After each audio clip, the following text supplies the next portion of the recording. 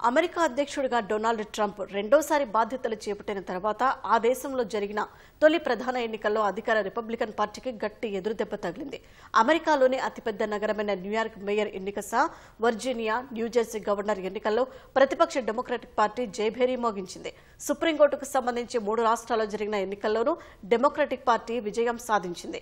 మరోవైపు ఎన్నికల్లో Republican party ఓటమికి ట్రంప్ సాకులు చెప్పారు. అమెరికా అధ్యక్షుడిగా రెండోసారి ట్రంప్ అధికారం చేపట్టిన తర్వాత జరిగిన తొలి ప్రధాన ఎన్నికల్లో రిపబ్లికన్ పార్టీకి ఎదురుగాలి వీచింది. అమెరికా స్థానిక ఎన్నికల్లో అత్యంత కీలకంగా భావించిన న్యూయార్క్ మేయర్ ఎన్నికల్లో డెమోక్రటిక్ పార్టీ విజయం సాధించింది.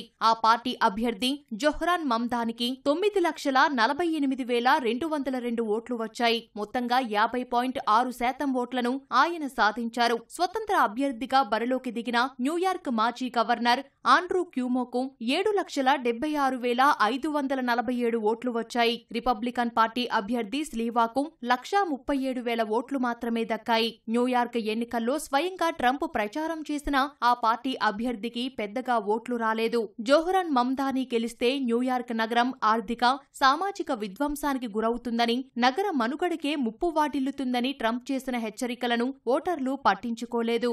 మరోవైపు వర్జీనియా, న్యూజెర్సీ రాష్ట్రాల్లోని గవర్నర్లకు సంబంధించిన 2 ఎన్నికల్లోనూ డెమోక్రాట్లు పైచేయి సాధించారు. వర్జీనియా లెఫ్టినెంట్ గవర్నర్ పదవిని భారత్ సంతతికి చెందిన గజాలా హష్మీ కైవసం చేసుకున్నారు. రిపబ్లికన్ అభ్యర్థి జాన్ రీడ్ పై ఆమె విజయం సాధించారు. న్యూజెర్సీ గవర్నర్ ఎన్నికల్లో రిపబ్లికన్ అభ్యర్థి జాక్ సెటరెల్లీపై డెమోక్రటిక్ అభ్యర్థి మికీ షెరిల్ విజయం సాధించారు. సుప్రీంకోర్టుకు సంబంధించి పెన్సిల్వేనియా, కొలరాడో, మైనే రాష్ట్రాల్లో జరిగిన 3 ఎన్నికల్లోనూ డెమోక్రాట్లు విజయం సాధించారు. వచ్చే ఏడాది అమెరికా ప్రతినిధుల సభకు ఎన్నికలు జరగనున్న నేపథ్యంలో తాజా విజయాలు డెమోక్రటిక్ పార్టీకి ఊపునిచ్చాయని నిపుణులు చెబుతున్నారు. అమెరికాలో తాజాగా జరిగిన ఎన్నికల్లో రిపబ్లికన్ పార్టీ ఓటమికి అధ్యక్షుడు ట్రంప్ సాకులు చెప్పారు. తమ పార్టీ ఓటమికి 2 కారణాలు ఉన్నాయని ట్రూత్ సోషల్లో ట్రంప్ పోస్టు చేశారు. అమెరికాలో సుదీర్ఘంగా కొనసాగుతున్న షట్డౌన్ అందులో ఒక కారణమని, బ్యాలెట్పై తన పేరు లేకపోవడం ఓటమికి మరో కారణమని పేర్కొన్నారు.